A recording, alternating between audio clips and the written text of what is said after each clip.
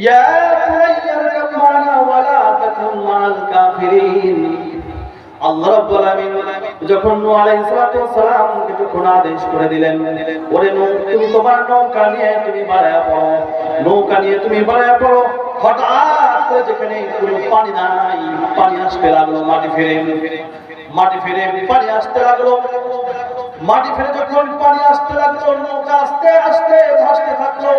এমন তো অবস্থায় নূহ আলাইহিস সালাতু ওয়াস সালামের সন্তান কেনান বাবার চোখের সামনে ডুবে ডুবে মরতেছে। বাবার সামনে সন্তান ডুবে ডুবে মরতেছে। এমন তো অবস্থায় নূহ আলাইহিস সালাতু ওয়াস সালাম সন্তান কেনানে ডাকতে বলেন, ইয়া বুনাইয়া ইরকাব মা'না ওয়া লা তাকুন মা'আল কাফিরিন। ও আমার সন্তান কেনান, আমি আল্লাহ আদেশে একটা নৌকা বানাইছি রে। এই নৌকার মধ্যে যারা চড়বে, এই নৌকার মধ্যে যারা উঠবে, তারাই পৃথিবীতে বেঁচে থাকবে। এমন তো অবস্থায় কেনান বাবার ডাকতে বলে, ও আমার বাবা তুমি কিসের মনসাই, তোমায় ভয় দেখাও। ক্বালা সা'বি ইলা জাবালিন ইয়াসিমুনি মিনাল মা। ও আমার আব্বা জান তুমি কিসের বন্যার ভয় দেখাও, আমি ওই পাহাড়ের চূড়ায় গিয়ে আমি অবস্থান করব, যেখানে তোমার বন্যার পানি তো দূরের কথা, কোনো কিছুই যে সেখানে সেই পাহাড়ের চূড়ায় গিয়ে যেতে পারবে না।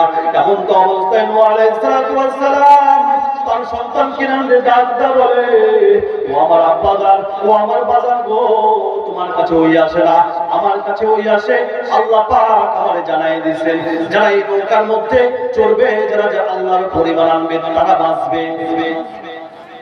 পাহাড়ের কোনো শক্তি নাই কাউকে বাঁচাবার, নদীর পানির কোনো শক্তি নাই কাউকে ডুবাবার, আগুনের কোনো শক্তি নাই কাউকে পোড়াবার।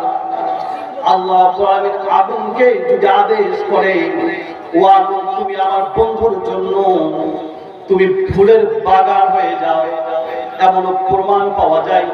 আল্লাহর আদেশে যে আগুনটার উপর দিয়ে কোনো পাখি উড়ে যেতে পারতো না, সে আগুনটা আল্লাহর ইশারায় ফুলের বাগানে রূপান্তরিত হয়েছে।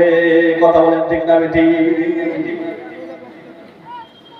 নূহ আলাইহিস সালাম বারবার সন্তানকে নৌকার মধ্যে ডাকতেছে। এমন অবস্থায় তার চোখের সামনে ডুবে ডুবে মরতেছে।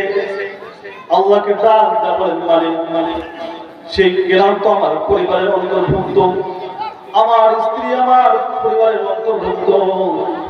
এমন তো অবস্থায় আসমানওয়ালা জঙ্গলের মালিক জানাইয়া দিলেন, ওরে নূহ তুমি যারে পরিবারের লোক বলে ঘোষণা করতেছ, আমি আসমানওয়ালা জমিনওয়ালার মালিক আমি ঘোষণা করলাম তারা তোমার পরিবারের কেউ নয়। ইন্নাহু লাইসা মিন আহলিক। তুমি যাদেরকে পরিবারের অন্তর্ভুক্ত করছো, আমি আল্লাহ ঘোষণা করে দিলাম তারা তোমার পরিবারের কেউ নয়। যারা আল্লাহর দেওয়া চোখ ব্যবহার করবে, যারা আল্লাহর দেওয়া দিমাগ ব্যবহার করবে, যারা আল্লাহর দেওয়া সুস্থ শরীর এত নাজ নেয়ামত ব্যবহার করবে, যারা আল্লাহকে চিনবে না, আল্লাহকে জানবে না, তারা তো পরিচিত মুসলমান, পরিচিত মানুষ হতে পারে না। কথা বলেন ঠিক না? তাহলে ঈমান যদি না আনে, 2 নম্বর উদাহরণ পেশ করলাম, ঈমান না আনার কারণে নবীর সন্তান জাহান্নামে চলে রাখতে হবে। ও আমার স্নেহের কুচকাচা বাচ্চারা যারা বসে দাঁড়ায় আছে,